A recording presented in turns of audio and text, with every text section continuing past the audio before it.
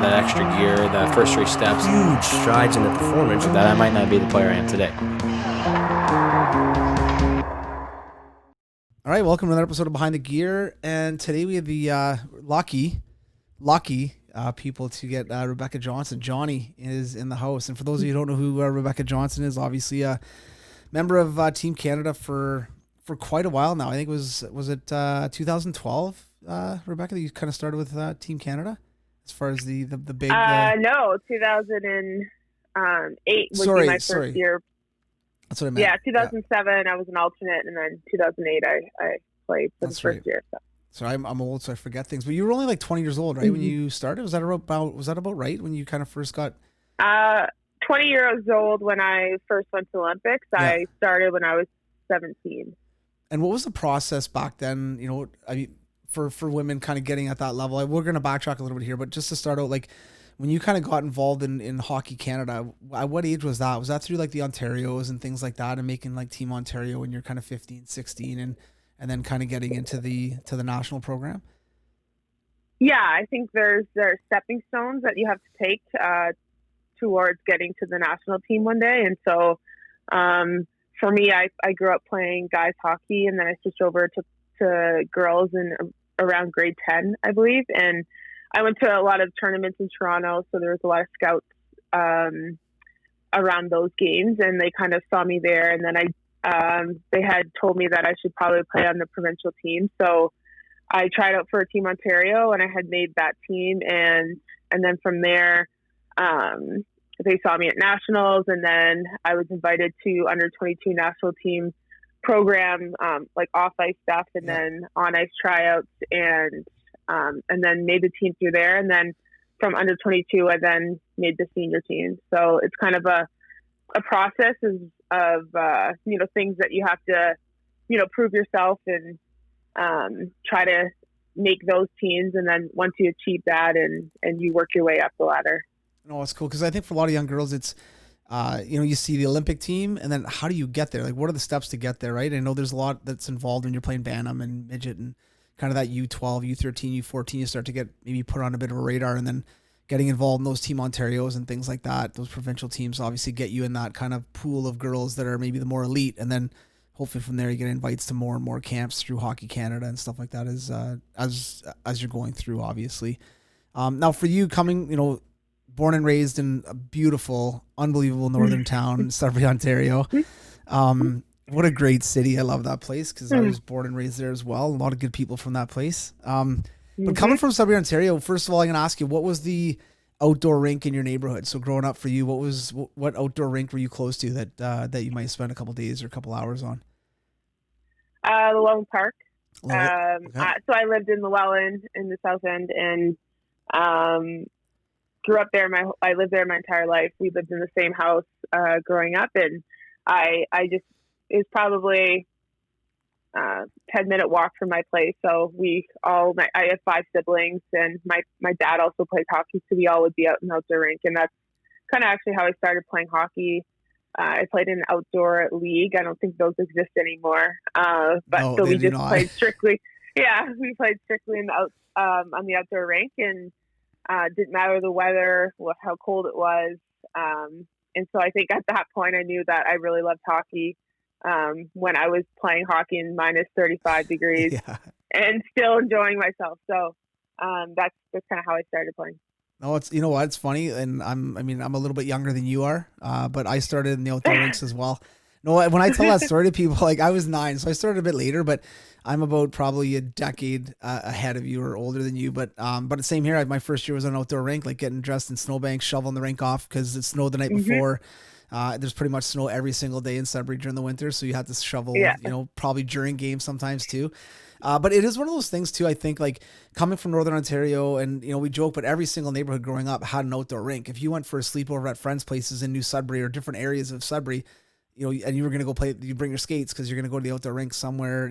I remember with my buddies, I played at Llewellyn Park a ton, man. So, you're right. Hardening young kids. Like there was no, I got to go in. It's too cold. Like you put a scarf on, you wore a dickie. Remember dickies that thing that went in here and it covers your face, and like balaclavas and all sorts of stuff, right? Balaclavas, yeah, we had those. But yeah, like those are, that's just kind of what you did. So, but for you, I mean, obviously coming from a pretty good sized family, like, with 6 of you as youngsters playing. So I guess for you, there's never a shortage of competition or somebody that wanted to go do something, right? I mean, there was always something going on, and I feel like I love being in a big family and having so many siblings who all have the same passion and likes as you do. We all love to play hockey, so we all wanted to go on the outdoor rink as much as we could, or on the lake. We lived on the lake, on the water. So, yeah. Wherever there was hockey, we wanted to be. We played road hockey in the summer. We played a bunch of other sports, but hockey was most of our true passion. So there's a lot of competition. My first year when I played, when I was 4 years old, I was on the same team as my older brother and 2 older sisters. And clearly I just skated around, didn't really touch the puck, but I just loved being out there with my family. And a lot of the time it was the Johnsons when we were just playing out for fun. It was the Johnsons against everyone else. So it was just a lot of fun memories, and that's kind of what I'll probably get into this later, but that's kind of what I look back to when times are tough, or I don't feel like training that day there's hard times that I've been struggling a little bit with hockey. I'll look back at the moments where I, growing up and why I started playing in the first place. And that's definitely one of the most popular and first memories that come to my mind. Oh, definitely. No, that's cool. You guys went on a sick family though, because if you're struggling to find 1 or 2 extra players to get that road hockey game going or that shinny game going, just call the Johnsons, man. They got 5 of them, at least 4 of them will be coming. Exactly. We get a game going. Yeah. That's great. Yeah. The kids relied, people on our street relied on us too. Totally. For sure. Yeah. Now early on for you, and I know you're kind of in the middle, right? You've got some older siblings and some younger siblings, correct? Yeah. So I'm going to assume you guys had some influences growing up, meaning your dad wasn't probably a Sunday a full day sitting on the couch drinking beer watching football. It sounded like he's a pretty active guy and kind of kept busy. So you obviously had some young influences. What was it like? What were your parents like growing up with obviously six of you, which is not an easy task, number one, but they must have kept you active, and I'm sure you saw them doing a lot of stuff while you guys were growing up as well. Oh yeah. They were obviously, we loved to be outside. So, we weren't allowed to watch TV growing up. We weren't allowed to play video games. We didn't have any of that. Even we weren't even ever on the computer or anything like that. It was more just, play outside, do whatever you want, play with your neighbors and each other. But they really were active. We go and do family workouts you guys together. You guys were a team. We were a team, yeah. But we'd go on the field. My dad would run us through workouts, and he really loved being active. And I think his favorite time, all of his memories of being with the family, he just loved to work out with us and be on the ice with us were the 2 things that he absolutely loved. So he loved having everyone out and just working out and being healthy, playing sports. We go up to the soccer field, play soccer. Both my parents are pretty athletic. So they definitely instilled on that work ethic and the love for just athletics and sports. I think it's my mom ran track, did volleyball, basketball. My dad played hockey and did a few other sports. So they both really believe the importance of sport, and I think it's just kind of we're all born into playing different sports, but definitely born into playing hockey for sure. Yeah, no, that's cool. Were both your parents born and raised in Sudbury? Are they both from Sudbury originally? No, they're both from Dartmouth, Nova Scotia. Oh, no way! How'd they find Sudbury? So how'd they get there? I know. My dad got a few job offers out of college. He's an engineer, and he had a job offer in Toronto area and I think in Sudbury as well. And he's more of a small town type of guy, so he chose to go to Sudbury instead of Toronto, and so that's kind of how. No way, that's cool. We got there, yeah. Very cool. Now, did you guys go back to Nova Scotia a little bit as youngsters, visiting family and things like that? Oh yeah, yeah. So we drove. Oh, nice. And all 8 of us, we had an 8-seater And so like every summer we would drive up and we'd stay for a month. Yeah. So when we were younger, so like imagine the fights that happened there, 24 hours, I think it was. Yeah. Well, yeah, at least. Yeah, for sure. Yeah. Yeah. So we'd drive up and then we'd stay. My dad's family, I believe it was my dad's side of the family, had a cottage just outside of Dartmouth. So yeah, so we'd go up there. I still have relatives and stuff there. Sweet. And I like to feel like I'm an East Coaster a little bit. For sure. Well, I'm married into it. My wife's from Nova Scotia, from Antigonish, so just outside Antigonish. Oh. Yeah, so we go back. Okay. We go back every year and a couple times a year. I love it out there. It's amazing. We drove it once or twice. Oh, we it's have the best. 2 young kids, so we're just kind of waiting till they get a little bit older, because I wouldn't mind driving it, but flying is way easier. Like you can get on a flight, direct flights from London out, and it's so much better. But the drive would be fun. But man, if I had 6 kids, I mean, I'd probably have to drive because I wouldn't be able to afford to fly everybody. But yeah. That'd be a tough one. That'd be a tough one for sure. Well, that's cool. And now, growing up, what was obviously your dad was super involved, and I'm kind of going through this right now because we've got so much time at home, and my wife's still working, and obviously I'm laid up a little bit as far as work because there's no ice, the rinks aren't open. So I've been home with the kids, and so now my kids are young. They're like 8 and 7 and 6, but so I've been doing workouts at home, and they'll jump in every once in a while. And like, kind of thinking of your dad here, but like, I love it. Like, I love, even if they do a push-up, I'm like, oh, sweet. You know, they understand what a push-up is, or they understand what a burpee is or whatever. So I'm like, this is great. But what were your parents like as far as, sounds like your dad was obviously, I don't want to even say competitive, but obviously he's very interactive with you guys and very involved. What was he like kind of growing up as far as, you know, pushing you a little bit and kind of getting you guys outside of your comfort zone? And I want to go through this in a second, but your brothers and sisters were all pretty successful sport-wise as well. Like played high-level sports, even if it's just minor level, but they, did some really cool things. So obviously something that your mom and dad did clicked with all of you and kind of helped, kind of create who you are today, obviously. Yeah. I mean, I owe it to them. They've taught me so much about, being a good person, schoolwork. They've always instilled in all of us that schoolwork was always number one. So that they were a huge part of why I went to an Ivy League school in the States, and then how important work ethic is and just giving your all in anything you do. So for me, whatever sport I was playing, I did that sport to the best of my ability. And my dad would always push me, no matter what it was, soccer, basketball, track and field, or hockey. It was all, you're obviously there. You're going to have fun. You're going to have fun with your teammates, but you're going to give it everything you have, and you're not half-assing anything. So he definitely was probably hard on us, I think. But I think it was also good for all of us. I mean, he pushed us, and I think he taught us a lot about just how to persevere through things, and just the importance of really putting everything you have into it. And it's not even just sports, it's also schoolwork that he had a lot of high expectations for us. So he expected us to be doing as best as we can in that as well, and getting good grades and putting the time into that. So my parents are both super competitive. My mom is more of supportive. We'll be there when it's a hard time, when things aren't going as great. She'll be there to help be that love and support. And then my dad's more, I think, especially with hockey, more of the knowledge, and he was always a coach for me and for all my siblings. So he's a very knowledgeable guy when it comes to hockey. He loves watching hockey, and he analyzes it. And so he's definitely the first person to tell me after a game what I did wrong.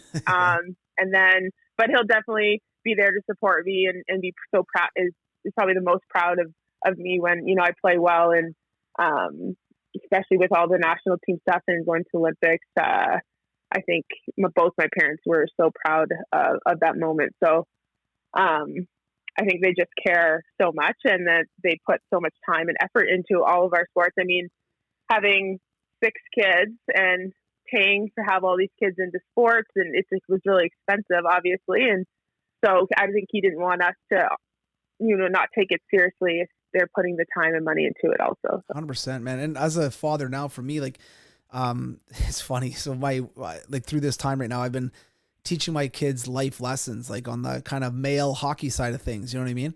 Yeah. So the one day we're sitting down to have dinner, and my little girl goes, "Yeah, mom, snitches get stitches." And my wife's like, "Where'd you hear this?" I'm like, "Well, mom, Oh my God. I'm like, this is part of the learning that we're doing outside of school right now." And then the other day I was like, you gotta put the work in. And my son's like, "You gotta put the work where?" Like, "What do you mean, Dad?" I'm like, "You gotta put the work in. Like, you're doing schoolwork right now. You gotta put the work in right now. Get that done. Don't complain." Like, so we're going through, and I'm sitting them down, and I'm talking about this stuff, right? But going back to your father, like, for me, I don't care if my kids do well, in grade 2 math, right now. And obviously I want them to do well, but I want them to be good people. I want them to do well in life. Mm-hmm. And I think, you probably look back on somebody's life, like maybe sometimes when your dad was hard on you and you're like, "Okay, I get it now." Maybe at the time you didn't get it. But and that's something that my kids are young, but I'm trying to, like, you start that at a young age, I think, and build it up. I want them to succeed in life. I don't care if they do well in hockey, they're young, or basketball or soccer right now, but I want them to just work hard, put the work in, and hopefully they'll be good people. They'll be good workers. They'll get good jobs. They'll whatever they decide to do, but I think it starts at a young age. And it sounds like your parents had it pretty dialed in. Yeah. I mean, I think it's so important for parents to teach their kids at a young age that not everything comes easy. You have to work at things. I think there's so much you can learn from sport that translates into the real world. And I think my parents really taught us what the importance is to work hard, to be a team player, to be a good person, teammate, or friendships, or with just random people. I think they taught us all that it's important to be a good person first. And I think those lessons with hockey or with sport, you learn so much about the type of person you are, and what type of good teammate is, and how to collaborate with people. And there's just so many more life lessons that you realize when you're younger. Even in high school, I remember my dad, wouldn't let me go to my friend's party one night because I had hockey the next day, or I had to go train. And I look back and I'm like, well, like, all those moments where I was so frustrated and I didn't understand why, and that he's being so mean. And what I realize now, like, he was teaching me that, like, what are your priorities? Yeah. What's important to you, and what do you want is your ultimate goal in life? And so I'm just so thankful that I had that role model, because both my parents, the role models that I did growing up, because they definitely contributed to what I've done in my career. Oh, it's awesome. Now, the first time when my daughter is about 16, 17, and I start pulling her back from parties because for whatever reason, I'm going to call you. And you're gonna get her on the phone, and you got to tell her exactly what you just said. Okay. Okay. Perfect. All right. Awesome. Now, coming out of Sudbury, there's a lot of good, athletes, number one, that come out of Sudbury, obviously, and there's been a lot of good hockey players over the year. But for you as a young player coming up through Sudbury, I know you played with a lot of good players in the area. Was there anybody ahead of you? And I think of someone that comes to mind right now, but was there anyone ahead of you out of Sudbury that maybe made it to, like, college? Because I think for a lot of young girls, like, especially if you are really motivated and you want to try to get a scholarship, or you want to try to play university hockey. So was there anybody that kind of left Sudbury maybe a little bit before you did that maybe you kind of saw, or you knew a little bit, or maybe played a little bit with, and you're like, oh man, kind of a bit of a role model for you? Yeah. So obviously, my first one would be obviously my sister. Yeah. But so she was 4 years older than me. So when I was when I was going to high school, she got a scholarship to Harvard for both soccer and hockey. So she was a really good soccer player as well. So she was definitely a role model for me. She was on the national team, went to Pan Am Games with the Canadian national team. So she was a very successful athlete, and someone that I always trained with and wanted and looked up to. And she was also very smart. So yeah, clearly. So I really wanted to follow in her footsteps. And so she was definitely one of my role models for sure. And then Tessa Benham, obviously, also the same age as my sister. And so I grew up, didn't really play with her in Sudbury. She was too old, but she played with my sister. So I grew up kind of watching her play. And then she also got a scholarship to Ohio State, and then ended up, we both played on the national team together. But those are two female athletes, hockey players that I had looked up to growing up. Yeah, no, that's awesome, man. Now your sister, did she end up playing all 4 years of soccer and hockey and went to Harvard? Or did she have to give one up at one point? Because that's got to be tough, man. Yeah, it was really tough. She actually played 2 years, and then crazy. her third year, she had to give up soccer. She absolutely loved, like, the hockey team, loved hockey, and she had some knee issues, so she just thought it would have been better just to stick with hockey instead. But she played 2 years, which is incredible. That's because unreal. They actually overlapped, so she would have to finish her soccer season before she can start hockey, so she started hockey a month late, so it was just really hard to catch up and that's crazy. Miss a whole month. So plus not to discount the fact that you're going to Harvard, you might want to get a grade out of there and try to get a degree. Oh yeah, well, but right? then she was able to do like pre-med, like she's smart. She's now a dentist, pediatric dentist. So she went to dentistry at Harvard too, and so. Oh geez. Yeah. Those are a good role model for her. Yeah, she's a good role model till a certain point. Then you're like, and then I'm like, I know I can never achieve that, but yeah. Let's go through this real quick though. So, obviously your sister, obviously successful athletically and academically. And then you had a couple other siblings that went away to play sports as well. So who kind of go through the list here of the Johnston clan? Yeah. So my older sister that I was just talking about her name's Kathleen. And then I have another older sister, Sarah, who got a scholarship and went to Cornell University, so the same university I went to. And then would she play hockey as well? She played hockey as well, yeah. Mm-hmm. And then my older brother, Jacob, actually, we both went to Cornell at the same time. So he went when I went my freshman year. And then he ended up leaving after the first year, and he went to Dalhousie University, so played hockey there. Yeah. Then I went to Cornell as well. And then my younger brother, Ryan, he got a scholarship, played at Colgate University in the States, which is like super close to Cornell. And then left after his third year, and he played a little bit. Ended up playing a little bit of pro in the NHL, like just for like a month. He was called up. Awesome. So that was kind of exciting. And then he was just to San Diego in the AHL and was over in Europe for a few years as well. So he's still currently playing. And then Steven also got a scholarship and played at Dalhousie, who's the youngest. That's amazing, man. University as well. Now so we all went somewhere. Did he play in the CHL, your younger brother? Did he end up going to, was he looking at, like, did he play junior, or did he end up playing like in the O or in the, did he play? Steven played in the, or was it the Q? The Q, yeah, okay. For a bit. That's what I thought. Yeah. Oh, that's awesome, man. That's unreal. Yeah. So clearly your parents did like one or two things right with that group of misfits that they had as kids. Yeah. I don't know if it's like, I mean, I like to think that it's also like all my siblings that we created this like competitive drive between us all, that I think we pushed each other a lot. So I obviously my parents were a big part, but I think my siblings also really contributed a lot to the competitive nature that we all have anyway. 100%. No, definitely. Because I mean, I was just thinking your sister, like she's 4 years older, which I know when you're growing up, that probably felt like years, and like she's so old. And now it's like she's, you have friends that are older than she is probably right now, and you know what I mean. So it's not. Yeah. So yeah, it's crazy, right? You guys are all pretty close in age, obviously, and overall, which is really really cool. So definitely it's nice to have that kind of competitiveness and probably like a little bit of motivation and some good shoulders to lean on when you're having down times and stuff like that. It's definitely that's got to be super helpful for sure. Yeah, I mean, currently even now, like when my older brother had stopped playing the last like 2 or 3 years, he stopped playing, but before that all my brothers, I would train with all my brothers on the ice, and like, I mean, that's great for me. I mean, they push me and they don't let me get off easy by any means. So it was really good training for me as well with that. Yeah, I know, that's awesome. What was your time, kind of, I'm fast forwarding here, but when you kind of coming from Sudbury, I know Sudbury didn't have a junior team because I believe probably, when you were playing as well, like that, the PW was kind of a big league for scholarships and getting opportunities to get seen by, US colleges and things like that at showcase tournaments and stuff.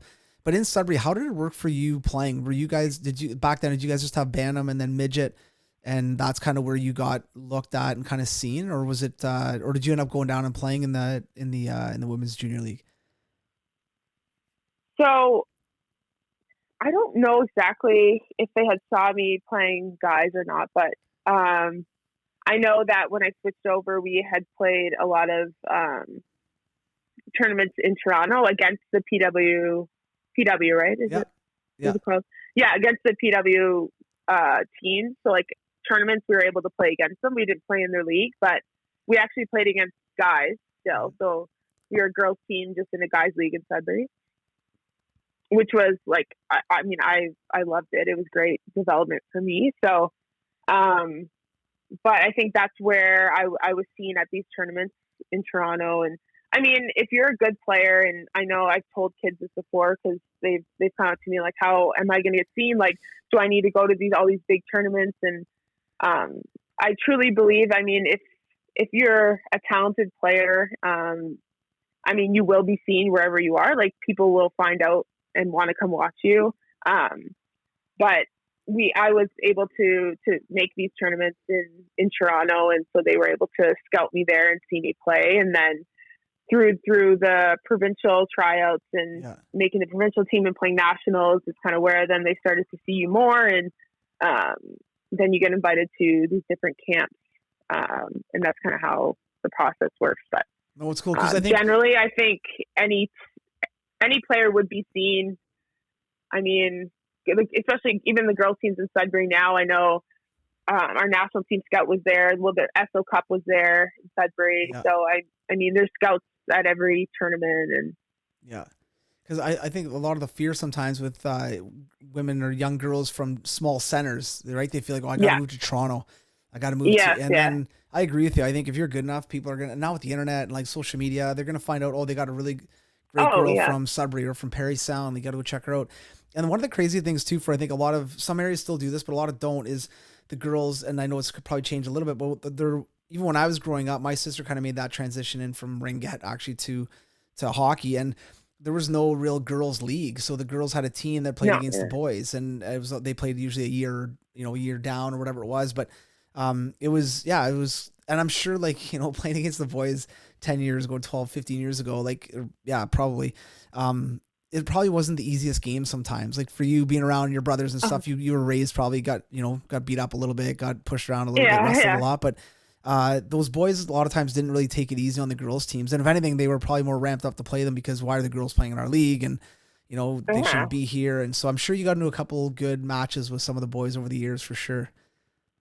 Oh yeah. I mean, there's definitely a lot of stories. I feel like I've heard it all with, some teams are respectful and want to play us. And then, other teams are, I mean, especially if we're beating them or, in the game, then it starts to get a little bit chippier out there. But, I mean, a lot of them, I've heard, especially when I played on the guys team, it was, a lot of chirping, and some players wouldn't take it easy on me. If anything, they would be harder on me. And but I had a great group of guys that I played with growing up that really supported me and were always had my back, especially because I played with hitting up until I don't even know what age group, but it was definitely until I switched. So I mean, I was. You would have played all the guys like were 13, growing, and I was 14, probably. Like, how old were you when you made the switch from playing full boys to going to girls?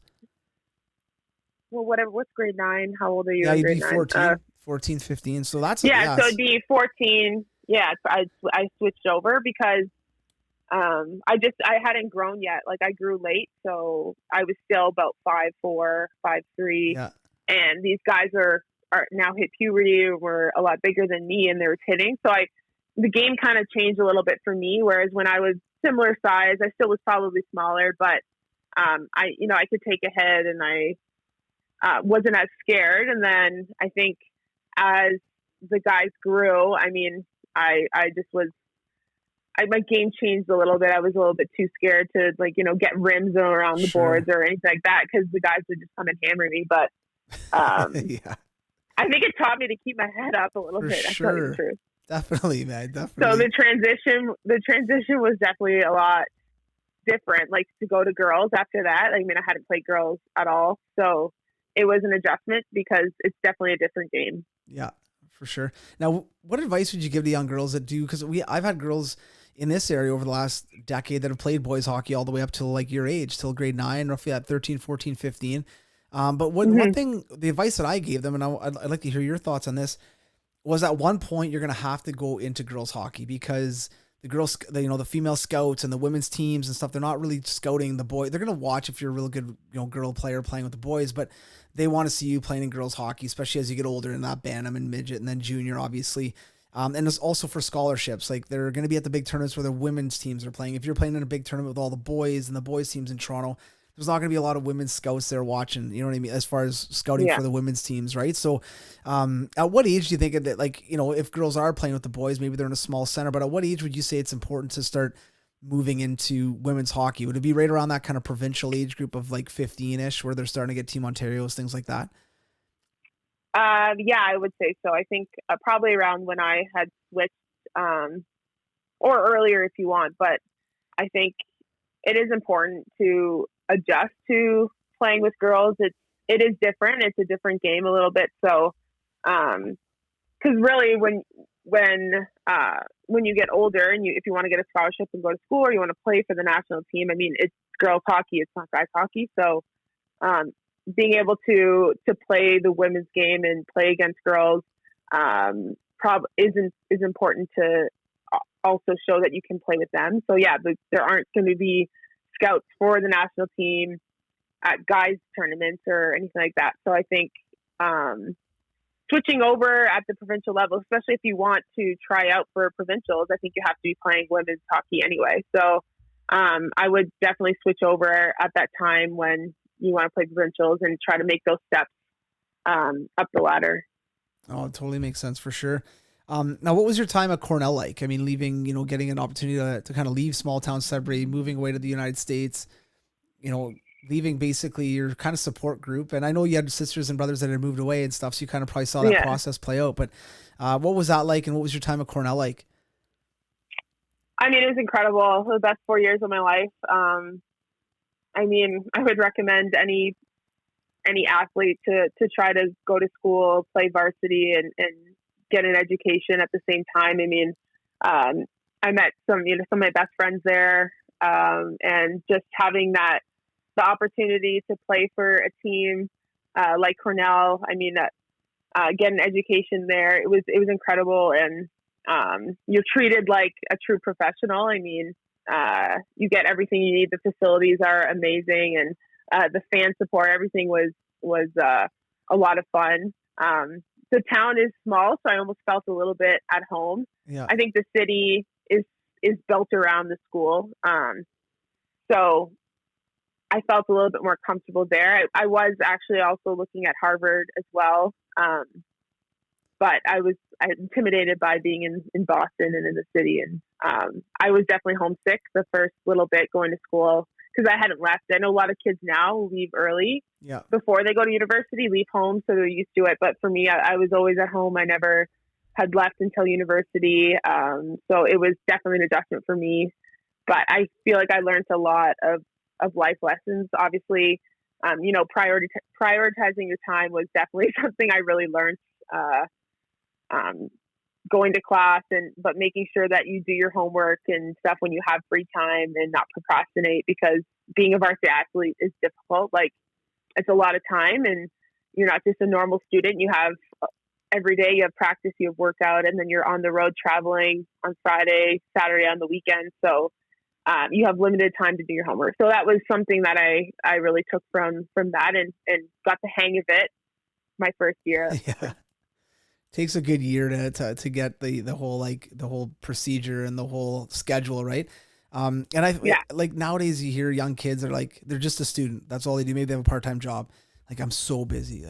I'm so busy. Yeah. And it bugs me because any varsity athlete would understand what I'm saying, or anyone who's played any kind of varsity sports. It's crazy. You've got class, practice, like labs, class, and then you got homework, and then you got that again, repeat, and then repeat. And then you got games on the weekend. Yeah. And then It is. I don't even know how I did it. It's Like, crazy, right? When you think now I back. go back to it. Yeah, Yeah.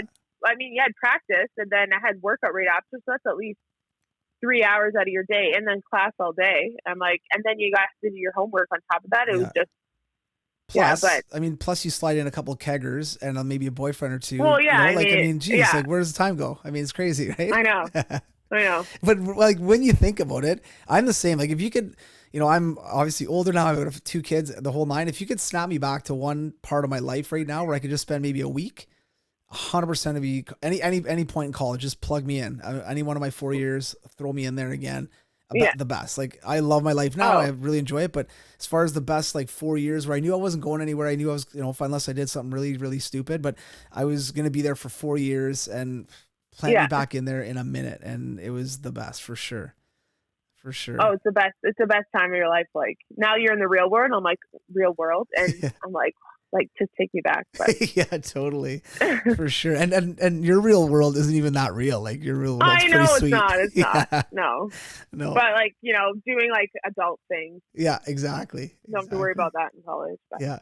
Now I know you're not one to like boast about yourself or anything like that, but you had a pretty solid college career, obviously, your university career with hockey, being a Patty Kashmir finalist a couple times. And I think you guys went to the Frozen Four the one year and had some really good, obviously some good times there, obviously, but obviously played really well as well on the ice sheet. But if you were talking to a young girl right now that's going to college, what are some of the biggest differences that you noticed when you went from being a freshman to being a junior and a senior? If you look at your first year compared to your last 2 or even your last year, what are some of the things, like if you had to tell somebody, hey, listen, like when you go to college, just be ready for this, and then you're going to evolve, as you go, obviously. But I look back at myself and I look at my first year, I'm like, I was pretty bad. Like overall, I thought I was really good. I was a hot shot coming out of minor hot or junior. And, and then I'm like, whoa, man, I had a lot to learn. I look at my 4th year and obviously I still had more to learn, but it was like, man, what a difference, what a change, So is there anything that you give advice to young girls about just or how you changed through that time? Yeah. I mean, I think my first year was like a huge adjustment for me on all levels. I mean, hockey, I was kind of going through like back issues my first year as well, and then school was a huge change for me. It was a lot different than high school, and I quickly realized that I had to go to class, and for some reason thought that not going to class and just feel like I could study when I wanted was good enough. And I quickly learned that that's not the case, that schoolwork was number one. And I had to make sure that I was every day getting what I needed to be completed and getting my studying in before I could socialize and see my friends. And so I think I got the hang of that after my first year, just how prioritizing my time a lot better. Because it can really stress you out. I mean, it is hard. It is time consuming being a varsity athlete, and then trying to get everything else done, and then trying to socialize. So it's pick and choosing your times and trying to make sure that you get the most important things done first. And I think also learning how I study and learning what's the most efficient way. Like when you go to class. Do you need to read all of the textbooks that they say, or like, do you need to, write all the notes down, or, different classes and profs do it differently. And, so making sure that you just kind of get the hang of things, and you'll get the hang of things quickly. But it's just how you learn. I mean, I didn't really know what type of learner I was and how I thrived in the classroom until, probably after my first year. And then I started to get the hang of things of how to study and all that. So I think that's really important, just to learn about yourself. And then with hockey, I mean, I developed so much throughout, my 4 years. And I think for me, I've always been like such a hard worker, and, I've had a great coach. I was fortunate to have a great coach, Doug Darrow, at Cornell for all 4 years. And he taught me so much about the type of player that I am and how to improve my individual skill. He was a really talented player as well, so I learned a lot from him. But I think just taking his advice and just being like a sponge, and trying to get as much knowledge about the game and that I could from the people that are knowledgeable and know so much about the game. So as a player, you can always learn. And so I think as a player going into college is to that, take what your resources and try to learn from as many people as you can. I still do that to this day. I mean, with the national program, I'll pick anyone's brain. I'll talk to them about, what things that I can improve on, or what do you see in the game. And I think it's really important to just be a sponge around anyone that can help you improve in any way. 100%. Yeah, no, I think that's great for sure. I think that's one of the biggest things too, is always kind of being open-minded to advice or criticism or critiques, that are going to hopefully help you make, and don't be afraid to ask questions either. Like sometimes coach may ask you to lengthen your stick, and like, it's okay to say, well, why would you why should I lengthen it, and get the answers that you need in order for it to feel better, sink in, or however you learn. I think it's important for sure, but I like that for sure. We're going to kind of move on, cause I think this is probably the what I'm most excited about, obviously, but like being a part of, Team Canada. So you were part of, the provincial teams, and then part of some of the, probably the winter games and different things like that as far as Canada. But when you actually made the roster, how did that whole process play out? So you try out, you're part of the kind of that final group of women, kind of vying for a spot on the national team for the Olympics and stuff like that. How did that whole process play out? Were you, how they tell you, how'd you find out, and when did you find out that, you're actually going to be going to the Olympics? And I think, like you said at the beginning, you're only 20 years old, right? Yeah, I just turned 20. I mean, you couldn't even drink. You couldn't even drink in the U.S. yet. No, I couldn't. So I took a year off school. So it was a long process. So this was the 2010 Olympics. Yeah. So in 2009, in August 2009, there was 28 players that were asked to be centralized. So not everyone makes it. At this time, only 21 actually made it. But so there was about like 6 people that had to be cut throughout the year. So we all had to move out to Calgary and be there from August until the Olympics. So it was a full-time training schedule. We were with each other every day. We were playing in a midget AAA guys league, and played about 3 to 4 games a week, plus trained every day. We'd practice every day. So it's like a really strenuous schedule, mentally and physically exhausting. Like, it was the hardest year for sure, of my life. And I think it was the hardest mentally for me, because going into that year, I'd been on the team the last couple years, but I wasn't confident in my abilities yet. I wasn't confident being there. My confidence was super low, and it's something I had to work on. And so for me, I learned so much about myself, but I'm actually looking back, I'm like just so proud of how I had dealt with everything, because it is so stressful. And but having to go out there and perform, I think was something that you obviously needed to do. So for me, I had to put everything aside and try to just focus on the here and now, and almost like I had nothing to lose. I mean, I was so young at that time, and I think the expectations was low that I was going to make the team at the beginning, because I obviously been a fourth line player at that point.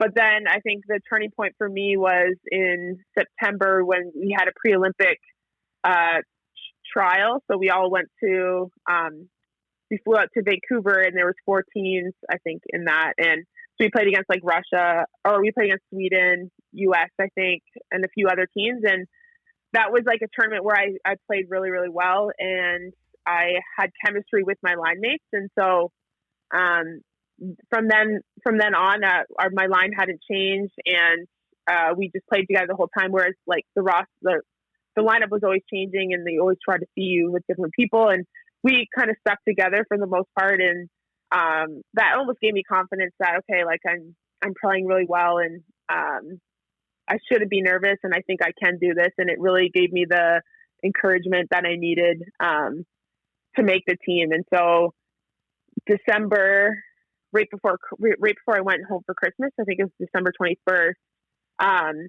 we all went to the rink This is when we found out who made the team. There was about 3 cuts before throughout the year that they randomly had made. And then the final 3 cuts were made December 21st. We all went to the rink, and then individually there was a schedule. You'd go in, you'd talk to the coaches. They would tell you if you made the team or not. And then you'd go out a different way so you didn't see anyone. Yeah. And so I was like 3/4 the way down. So I was pretty far down. So just sitting in that room waiting was, I mean, it was the most nerve-wracking thing. Like, I remember I was sweating. At that point, I felt like I was going to make the team, but like, you never know. Yeah.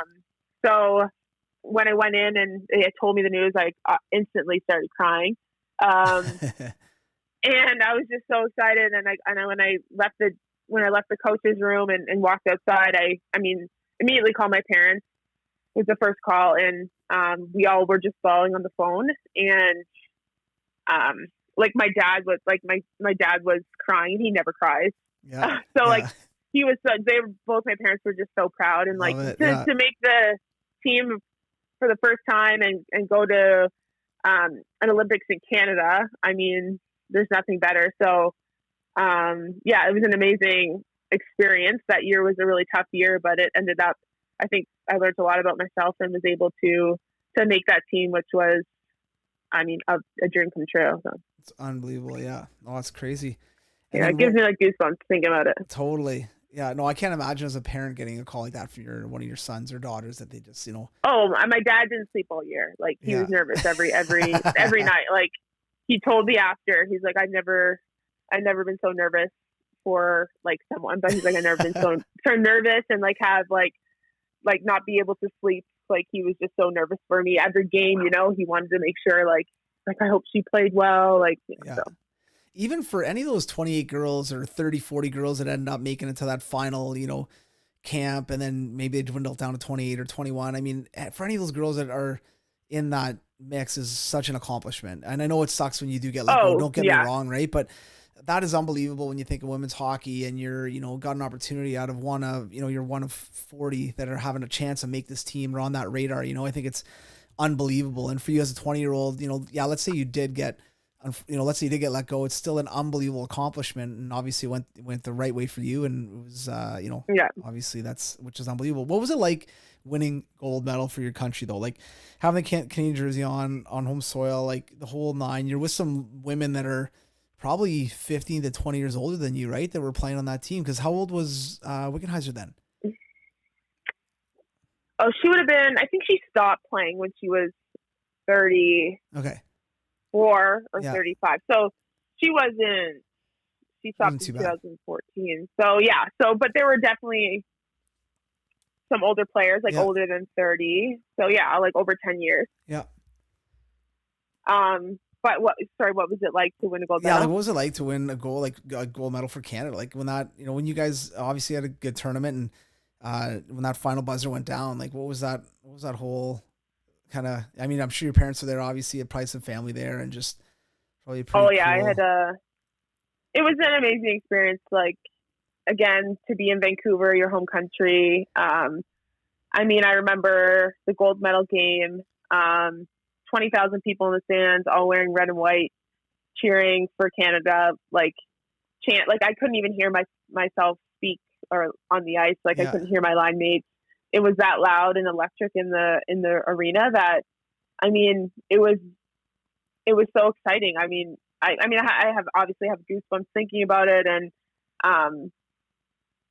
but I just remember the thrill of just being like, oh my God, like, I finally like accomplished my goal, like my lifelong dream to be able to play in the Olympics, but to play gold for a gold medal. I remember in warm up, just like taking 5 minutes to be like, oh my God, like, it's crazy. There's this many people in the stands cheering for us. Like, I'm actually at the Olympics. Like, it was so surreal. And even afterwards, I'm like, I don't even believe that this is happening. But, and then when that buzzer went, I like just stumbled up. I jumped off and like, I just was so excited. I couldn't even believe that I had won a medal, like, let alone a gold medal for Canada. Like, the building was so loud. And, when I got my gold medal around my neck, I actually like looked up in the stands. I knew kind of generally where my parents were, and I saw my parents up there, and like my dad was like waving, and like he was crying, and my mom was crying, and like it was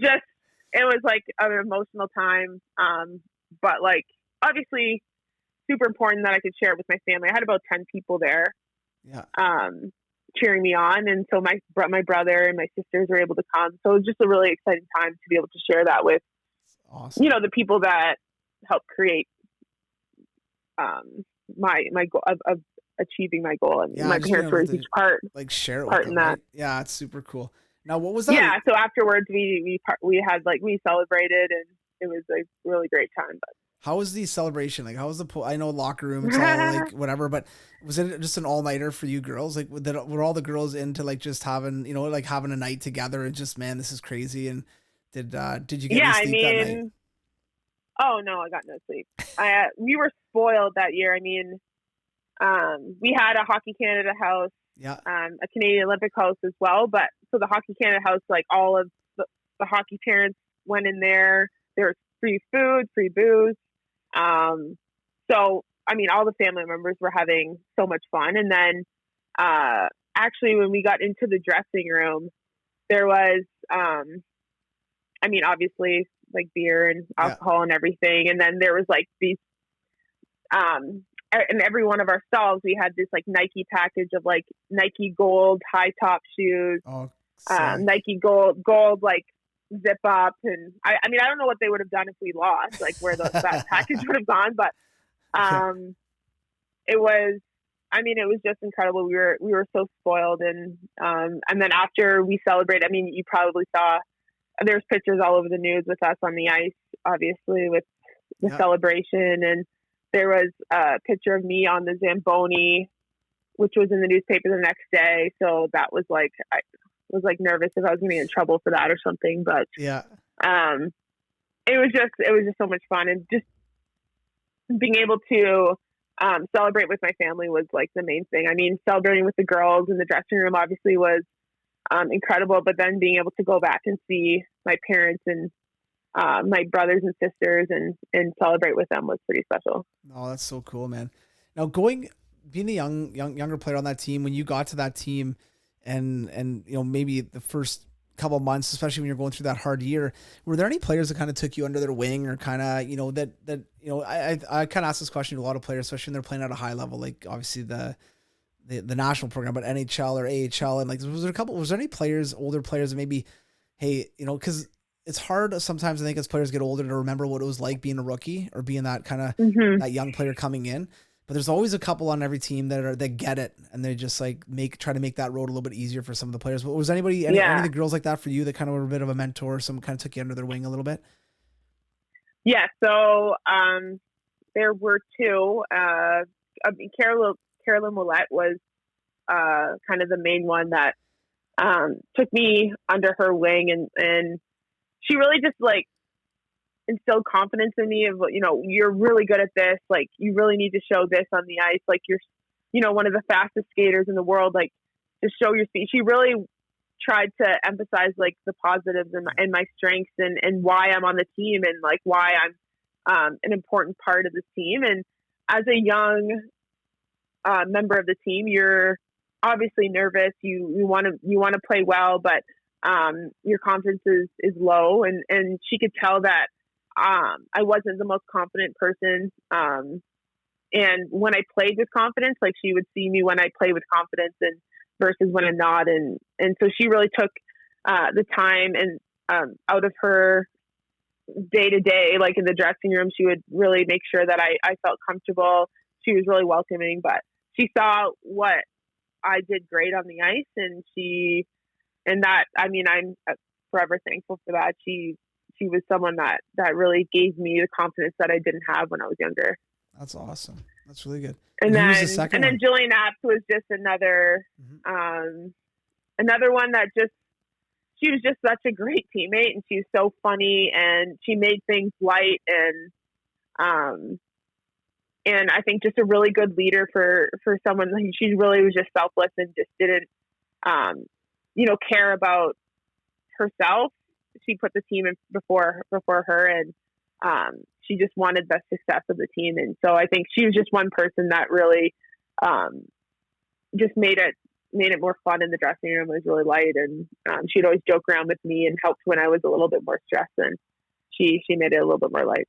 Oh, that's awesome. Yeah, it's so important, right, to have those kind of role models and I'm sure there's some girls on that team that brought that sense of seriousness and that competitiveness and that grinding it out, right? Yeah. But you need that, like, that comic relief and that funny and that, motherly. And I think it's so important to have obviously a good combination of all that, for sure. Now, obviously you had an opportunity 4 years later, to repeat. You girls did, which is unbelievable. And then another 4 years. So you've been part of 3 Olympic teams, which is unbelievable. How did your role change from 4 years, like let's say from 20 years old to 24 and 24 to 28? How did your role change on the team as far as skill set wise? Obviously playing probably up the lineup a little bit, which is, I'm sure, something that you enjoyed, and getting more ice time and a bigger role. But even leadership wise and kind of, because even at 24, you're still pretty young. I know you're kind of probably in the middle, younger to middle, but what was it like for you having that one Olympics under your belt and then going to your second Olympics and then your third Olympics? Yeah, I mean, obviously going to the 2010 Olympics and then having that experience, I think really helped me with 2014 and 2018. But having that experience, knowing what to expect, helping, first time Olympians on our team, I think that experience and leadership is so important. And I know that in 2010, I had that leadership and people that had that experience and helped me out, because an Olympics is like no other tournament, and it's hard to know how you're going to feel or how to deal with certain things or what to expect in opening ceremonies, whatever it may be. There's a lot to it. And so I think in 2014, I knew what to expect, and I was able to deal with the nerves and have the confidence that I needed. And definitely my role had changed. I had more experience, was on the team longer. I was relied more offensively than in 2010, and then same with 2018. Both Olympics were where I was relied on in different roles than I was in 2010, and I think that experience really helps with those role changes. And if you're on the ice more, you're expected to do certain things offensively. It's important to have those the confidence that you need, and that experience that you have, dealing with the stresses of the Olympics, because it is obviously the most important tournament that you'll ever play in. So for sure, yeah, no, definitely. And it's I know it seems like a long process, but like the tournament itself isn't that long, right? You have one or two bad games and you're done. And you've worked for 4 years to get there, and now you play 2 bad periods and you could be out of the whole tournament, which is crazy, right? When you think about it like that, it's like probably would make you a lot more nervous than because like you really can obviously screw up something that you've worked so hard towards your whole life. So, but I think it's just having the confidence in what the practice that you put in and your day-to-day work. Because it should just come natural when you start playing the game. If you just worry about what you have to do every shift and not worry about kind of the bigger picture. Oh, for sure. Now, obviously winning a gold in 2014, I'm sure that was unbelievable. And I'm sure they're probably both very different for you. In 2014, being out of country, I think that was in Pyeongchang. Was your family able to get there? And like, did you have some? I'm sure were your mom and dad there for that win as well? In Sochi? Yeah, sorry, Sochi. Yeah. Yeah. Yes, my parents were there. So Sochi, only my parents were there. And then Pyeongchang, my parents, my sister, and her husband were able to come, and then my aunt also came. So it was pretty far, but I was able to have some family there. But yeah, my parents haven't missed. That's awesome. An Olympics, which is great, because it's really nice to have family and support there. Yeah, you're in such a bubble. Totally, right? Because you're kind of in the Olympic Village. You're basically somewhat secluded the whole time. What was your experience in Sochi like? Was it a pretty cool venue? Was it a pretty cool event? Was there some little obstacles to get up and over, or was it not too bad overall as far as being a smooth Olympics? Yeah, I mean, to tell you the truth, the Sochi Olympics was my favorite Olympics. Vancouver, for obvious reasons, winning gold my first Olympics, being in Canada. But Sochi was, I mean, they put $64 billion into that Olympics. Every facility was brand new. Everything was so convenient for fans to come watch. Like everything was so close because they built it so like everything was right there. So it was convenient. Yeah. So that was really great. My parents loved it because they could just walk to each venue and it wasn't far. They didn't have to take a shuttle or a taxi or whatever. And it just was so well done, that Olympics. And obviously the gold medal game, how we won, it was like a fairy tale ending, really. So it's just, I mean, it couldn't get any better than that. That year was definitely a struggle for our team. We had lost, I don't know, 6 games in a row, I think, to the States leading up to that Olympics. So our confidence was pretty low, but I think it really turned around at that Olympics, having a new coach come in right before the Olympics. There was just so much adversity that happened, but I think our team really came together in the end, and I just truly believe that we can do it. And it was a crazy ending, but that's cool. Obviously, it's definitely something that that game nothing would get better than that game in terms of excitement. It really put women's hockey on the map. So, no, definitely, it was unreal. It was back and forth. It was crazy for sure. And then fast forwarding to 2018, as we're getting into the kind of the final game, 2018. Obviously, I know there's a massive years and years and years of rivalry between you know, the women's team in Canada and the U.S. Men's team as well. What is that rivalry like on the inside for you girls? I know you want to beat them, and I know on the ice it's war, and your girls are battling, but you do a lot of stuff together cross promotionally, especially more so now in the last couple of years, which I think is great. I think it's good for the game and it's good for it. But obviously I'm sure there's, and a lot of you girls probably play college against each other years back or with each other. But on the ice in those games, like in that 2018 game, I know it was frustrating to lose and get a silver out of that, but what's it like on the ice? Is both teams just kind of leaving it out there and kind of no friends? It's kind of an all-out war. Oh yeah, I mean the rivalry, it's insane. There's no rivalry like that in sport. Once we step on the ice, it doesn't matter who it is. I mean, we now have our PWHPA.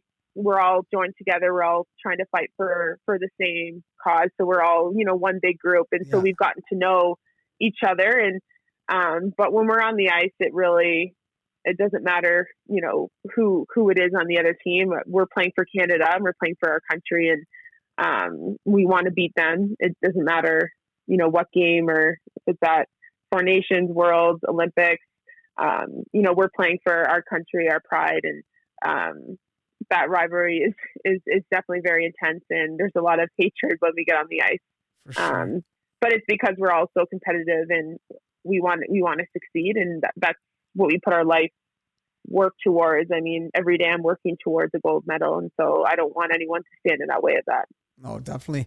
Now, what were the takeaways after that game in 2018? So no, I don't mean right after that game, because I'm sure right after that game nobody was celebrating because they won silver, but what was it like? Kind of, what were some of the takeaways for you as a women's hockey group, saying, you know what, as Team Canada, if we're on this team again in 4 years or not, we need to do this better in order to beat this team, or we need to be prepared in this way? Was there anything that came out of that where you as a team were like, hey, and I'm not saying obviously the game was not outmatched or anything like that, but man, maybe we could have done this better, maybe we could do this better, or we got to make sure we're focused on this area of our game? Yeah, I mean, especially after that game, it's heartbreaking. 2 Olympics before that, I hadn't felt what it is to lose. So to experience that, it was devastating. It was felt like I had failed.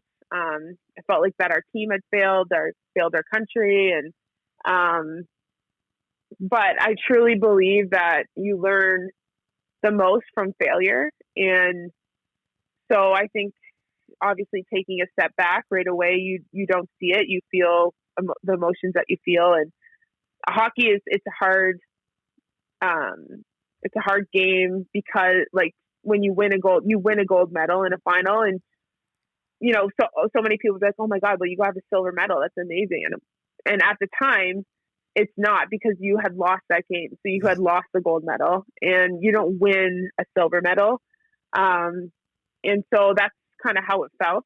And but months later, like I felt like I was pretty upset about it for a long time. Yeah. But months later, you really look back on it, and I'm so proud of our team, and I think we came a long way that year. And we had so much talent, and I think it was a really great game. And to lose in a shootout it's tough. Yeah. It's as close as it can get, right? And it was a lot of back and forth, and you can look at, I could have scored this, or I could have done that, or in overtime I hit the post, like if I just didn't do that. And you can fight with that for so long, but at the end of the day, it's, it is what it is. And we should be proud of ourselves for what we had done, because we had played our hearts out, and we played as best as we could. And that's all that you can ask. And but you learn from the mistakes, that you learn from failure, and you learn that, okay, yeah, maybe I could do this better. Or I truly don't think there was like one mistake or whatever that really like cost us the game by any means. But I do think it's more of just a motivation for all of us that, okay, this next Olympics is an important Olympics, because for me, if I'm on that roster and I'm competing for another medal, I never want to feel what I had felt in Pyeongchang. And so I think from the failure and from winning a silver, or getting a silver medal, you learn from, and you use it as motivation to be better and to work hard every day, and push yourself. So for me, I just think of that moment anytime I'm kind of down, or I don't feel like working out today, or not pushing myself. I just kind of think of that moment and realize how crappy it felt, and hopefully, push myself to be better, so that I can potentially win another gold medal in the next Olympics. Because that is I've never lost a gold medal, but it's definitely I can't imagine what that feeling would be like. But yeah, I could, even as letting the country down, obviously, there must be so much, even mentally, that all you girls go through when something like that happens, right? Because I think the World Championships or the Four Nations, those are unreal tournaments, and there's a lot on the line there. But really, those are all preparation tournaments, and those are all like they do mean something for sure. But at the end of the day, the grand prize, not the same. Yeah, right. The big thing is going to be that Olympics, obviously. I felt that as a hockey community, especially in Canada, I thought that 2018, and then all the stuff that happened following that with, women's hockey, the leagues folding, things like that. I think if anything, it pushed women's hockey a bit more to the forefront. And then we saw, you and some other, I know it was last year's All-Star game where a couple of girls were involved. And then this year was unbelievable. Like, it was awesome, man. You girls played in the game and did some skills competitions and stuff like that. I thought it was really cool, and it was a nice marriage between women's hockey and the NHL, and putting you girls and the product on kind of center stage. What was it like getting the call and being involved in the whole All-Star process? And I'm sure the All-Star game is something that you've watched as a kid growing up, and you tune in the hardest shot or the fastest skate or whatever it is, but now you're actually there, you're on the ice, like another pretty cool experience. But what was that like to be a part of the whole thing? It was so exciting.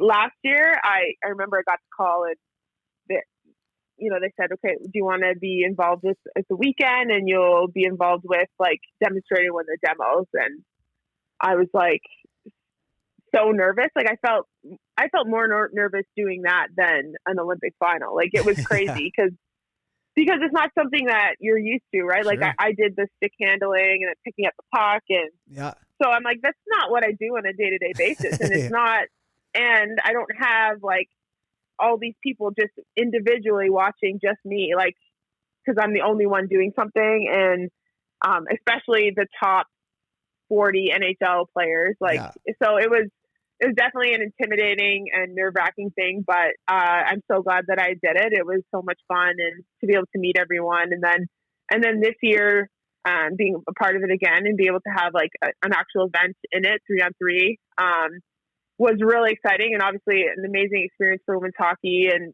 to get that exposure, and to put us more on the map. I think there was a lot of talk after that, but a lot of people were really excited to watch us play, and then were really impressed afterwards. So I think it was a really great step for women's hockey in general, and we were treated like gold. I mean, the NHL, we were so thankful that they included us in that weekend and giving us that experience and opportunity. So yeah, I mean, it was an incredible time.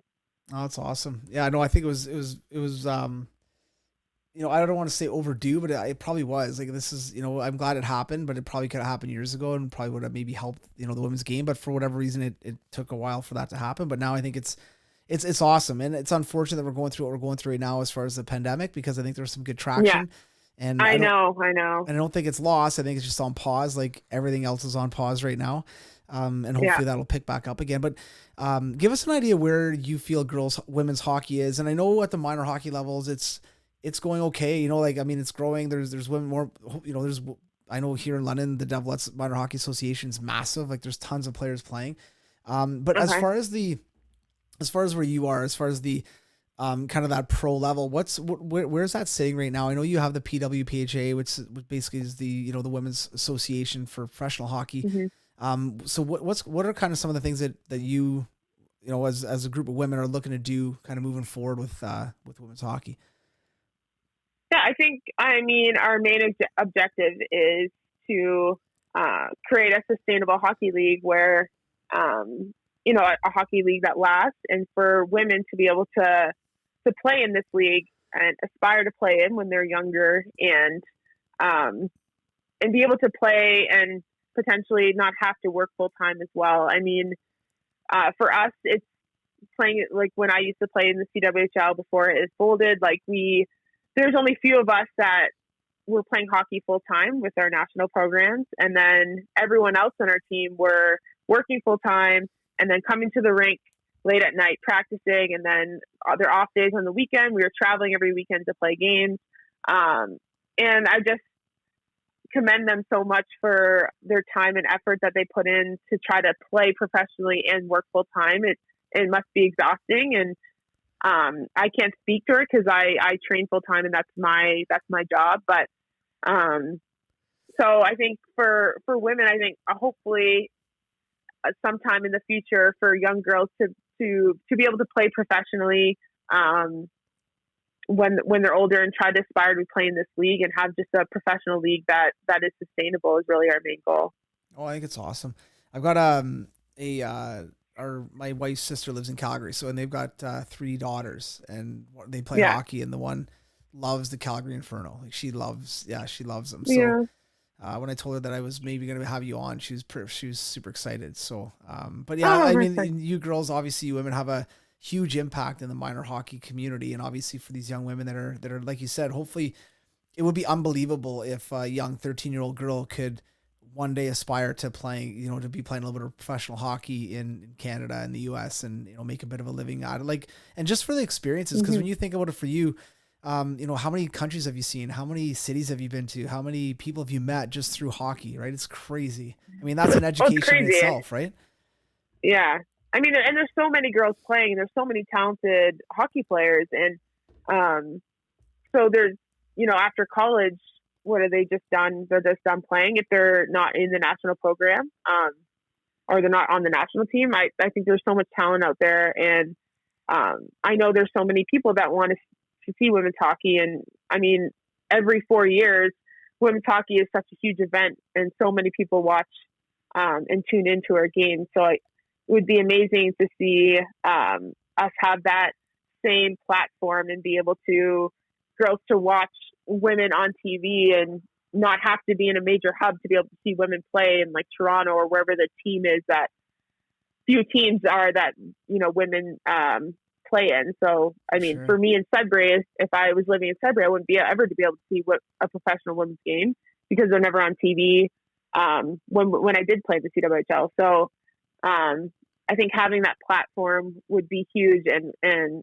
really important to be able to grow the game. Oh, definitely. No, for sure. I think that's a huge piece of it, is having it accessible, right? So that Yeah. the kids up in Espanola and all these little places, wherever it is, Saskatchewan, Alberta, doesn't matter, that they can have access to it and be able to see it, for sure. Yeah. Well, listen, I took up a ton of your time today, so I really do appreciate it. But one thing I wanna kind of leave you with, if I've got a daughter, which I do, she's not there yet, but let's say she's like, Dad, one day I want to play in the Olympic team, and I'm of the mindset with both my kids, like, I want to be an astronaut, like 100%, buddy. You know, and I'm not saying you're going to be an astronaut, but if you put the work in and you do the right things, there's an opportunity of you becoming an astronaut or whatever you want to be. But if there's a young girl out there right now saying, you know what, I love hockey. I'm 8 years old, 10 years old, 12 years old. I want to play on the Olympic team. What is some of the advice that you would give them at those kind of younger ages, as far as, and I know you said it a couple times at the beginning, like, you played multiple sports. I know you're an athlete. If I gave you a soccer ball, you'd kick it around pretty good. If we played basketball, you'd be pretty good. Gave you a racket, you could hit a ball, so you're athletic. Yeah. But what are some of the things that you might tell a parent or a kid, like, man, if your daughter wants to play in the Olympic team, like, man, I think that, there's definitely opportunity, but these are some of the things that she's going to have to do, or she's going to have to, kind of buy into or work hard or whatever that is. Right. But what are some of the advice you give to that young girl? Well, yeah, I would say, first off, is if they want to be on the national team or play in Olympics one day, I would say that that's great, and that you should always follow your dreams and don't let anyone tell you that you can't do anything. Because for me, I never thought in my wildest dreams that I would have made the national team or had won a gold medal at the Olympics. I never would have thought that would have been possible when I was younger. But I think someone that dreams big and works hard to try to achieve their goals is, that's the step in the right direction. And I don't think anyone should not try to accomplish something that they truly want and are passionate about. So I think follow your dreams, dream big, do whatever that makes you happy and you're passionate about. And I'm a huge advocate for playing multi-sport athletes. And so for me, I wouldn't say, like, okay, if you want to be on the Olympic team when you're younger, you have to just focus on hockey and play hockey and do it 24 hours a day and, like, all season, all year round. I think it's important to step away sometimes, to everything in moderation is kind of what I think. I think, you play hockey, but I think it's important to also see friends and be social, be with your family, but also play different sports and meet new people and have other experiences. But I think other sports really helps with athleticism. I think my track and field really helped with my power and skating. I think soccer and basketball, all these different sports helps with athleticism, with hand-eye coordination. And I think it's really good to do other things. And I know a lot of parents nowadays, especially hockey parents, believe that, just hockey, that you'll have a step behind if you're not playing hockey all year round. And I like to think that that's not the case. For me, it was so important to play other sports, and I just think it helps on the ice and just taking a break from hockey. Mentally, I think if you're playing all year round, by age 16, 17, you're going to be so burnt out. So I think taking a break, and it's really good mentally as well. But I agree. No, I couldn't agree more. I think it's huge. Now, when you played basketball and soccer, especially as you got older, like, I'm going to assume hockey was, like, always your passion. Like, was that kind of your number one sport? Yeah, like I absolutely loved hockey, and I did love playing other sports. But like, I truly loved it. But I think in high school is when I was like, hey, like, I think this hockey. Is a sport that I want to continue. I don't want to stop playing, and I had to make a decision around grade 11 where I had to stop playing other sports because I was starting with the national program and was really busy with hockey. So, but I played sports up until grade 11, and I played basketball, soccer competitively, and then I did track and field at a high level, and I was actually thinking of going to Cornell for track as well. And I just think it's so important for development for a child to help with certain skills that not only hockey might not bring, but other sports might, but would in turn translate on the ice. So yeah, no, I couldn't agree more. And but when you were playing some of those other sports, at times were you always kind of in the back of your mind thinking, this will help me get better at hockey, like soccer, let's say it was your foot skills or even a hard practice. You're just like, oh, this will help my fitness for hockey. Cause I know I played a lot of sports growing up, and a lot of the sports I played were like cross country running. Like I did enjoy running. I like cross country running, but I knew that would help me get better stamina for hockey. Like I loved hockey. So a lot of my things that I did angled, I played basketball, I played soccer, but soccer, we had a hard practice. We ran hills. I'm like, oh, this is sweet. Like this will help me get faster for hockey. So I always kind of had, because that was my main sport. That was what I was most passionate about, but I loved the other sports. I thought they all helped for sure. But in the back of my mind, I was always like, had an angle for why I was doing different things. You know what I mean? I mean, that's actually great that you recognize that when you were younger. Like, I think for me, I always had a true passion for hockey, and I knew that that's what I wanted to do. But growing up, I mean, I didn't really think about like, oh, well, this is going to help me with hockey if I do this or this. I was just like, I love playing the sport, and I'm just going to play it. You're a kid, which is awesome. You just I played. was, yeah. Great. And I mean, that's where I felt the most like free, and I was having the most fun when I was with my teammates playing sports that I like to play. So I knew like track and field obviously was help me with my speed on the ice, and so it's something that I wanted to continue to do, especially for training. But I think later on in my career, I really realized that, wow, like, I mean, I really think sports helped me with my development for hockey, and, being able to use my feet, kick up my, a puck or not feel awkward when a puck is in my feet or anything like that. I think there's so many different little things that it translates from other sports. And I realized that later on in my career that, yeah, I think other sports is really important for development growing up. Oh yeah. Oh, definitely. No, it's great, man. That's awesome. Well, listen, yeah. I know, I definitely took up a good chunk of your night. I know you're super, super busy right now out in Calgary, but, you got a good story and you got a good hockey journey. So, I mean, we got to dive into it. It's going to take what it takes, right? Yeah, exactly. No, I really, really appreciate you, checking in today. This is awesome. And was there anything that you've got on the go or anything that you kind of like to job at, or where people can find you, where people can check you out and see what you're doing, check out your workouts, anything like that?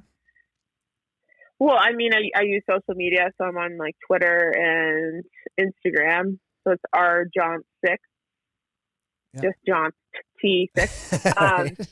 not Johnston. Okay. And so yeah, I mean, I you can see just on my page and stuff what I've been up to, but definitely like to post a little bit of workouts and things that I'm doing to try to stay busy, because just during these times it's been obviously tough on everyone. So trying to find new fun ways to do things is always important. Definitely. No, that's great.